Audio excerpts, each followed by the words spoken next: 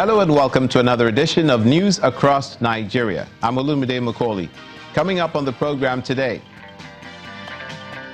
Kaduna Court remands former Governor Ramalan Yero and 3 others in prison custody.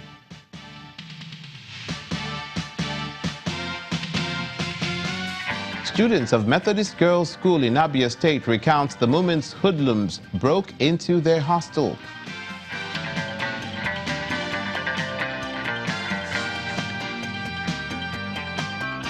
And women in Benue State seek greater participation in politics.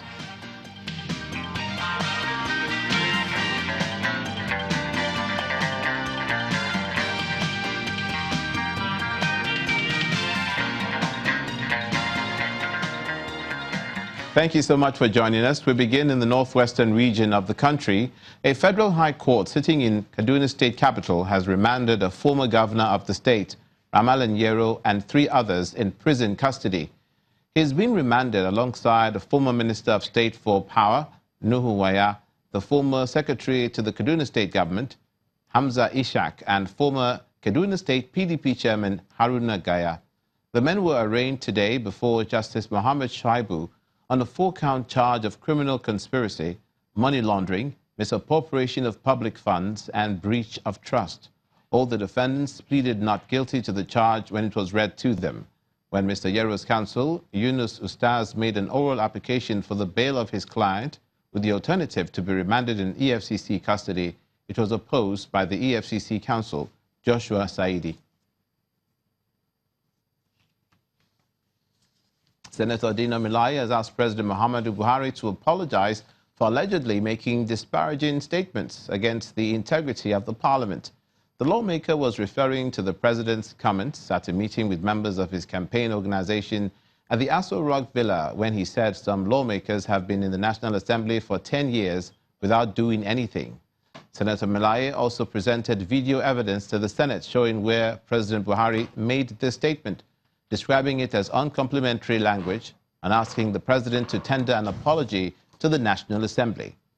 He also questioned why the Controller General of Customs, Hamid Ali, should be the head of the presidential campaign organization, arguing that the service is paramilitary and should be separated from the politics. However, the Senate President, Dr. Bukola Saraki, warned lawmakers not to jump to hasty conclusions about the remarks made by the president. Now, students of Methodist Girls' Model Secondary School located in Ovim local government area, Isikwato local government area in Abia State have been recounting their experiences following an attack by suspected hoodlums in their dormitory. They say one of the hoodlums injured most of them by hitting them with an iron rod while trying to escape. A federal lawmaker representing federal constituency describes the incident as terrorism against children, pleading for quick action to bring the culprits to book. It's been a harrowing experience for these young girls of Methodist Girls Model Secondary School, Ovim, Isikwato, local government area of Abia State. They were attacked by hoodlums who sneaked into their dormitory and attempted to rape them. A federal lawmaker hears the story and makes her way to the school. There, a victim of the attack narrates what happened. When someone came to wake us, that we should wake up. So when I wake up, it has been that they already recorded us. So they took us into the room and asked us to differentiate ourselves between senior and junior. So we did as secret.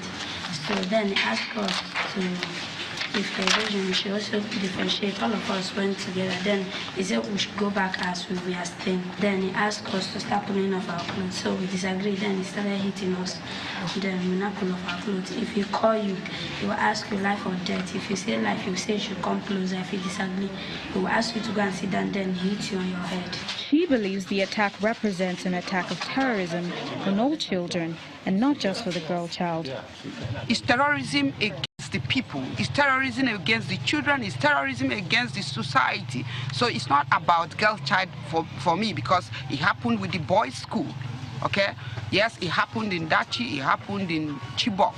And so I don't think people who are insane are talking about whether it's a woman. The only thing is that women are more vulnerable. A concerned member of the community wants to be a part of the solution by funding the building of a security post, hoping to make the learning environment safer. Looking at it, they have security at the entrance and around the school, but no particular attention was being paid here because, you know, there are female students. So I reasoned with the principal and the PTA chairman, and they agreed that there's need for a security post to be put here. And I said, okay, by the grace of God that we can do this under 1 week, since the students are resuming by Monday. The girls have since been sent home for an early midterm break. Authorities are still unsure of those who committed this act and their motive. As investigations continue, members of the community are appealing to the state to take a cue from one parent's gesture and provide a more secured environment for learning.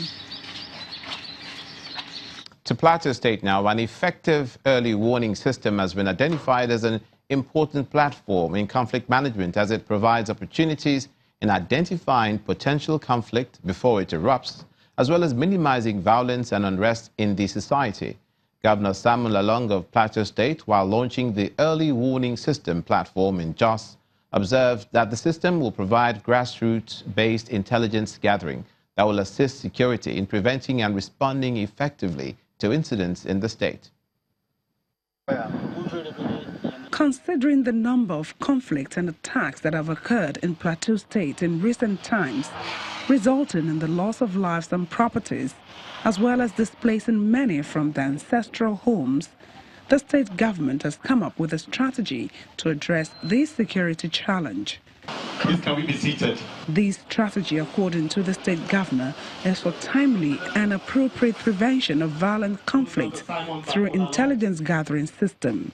Localizing the global early warning system of the UNDP is what has therefore led us to the design of a system that will help us prevent and minimize violence and unrest in Plateau State. The information communication technology platform of the Operation Rainbow is now with the early warning system positioned to systematically collect security of information from the general public through a website design reporting system. The representative of the partner responsible for the development of the system, who is the Deputy Country Director of the United Nations Development Program, Jorge Cornell, is confident that the introduction of the platform will assist in improving the security architecture of the state, which will enhance protection of lives and properties, as well as economic stability.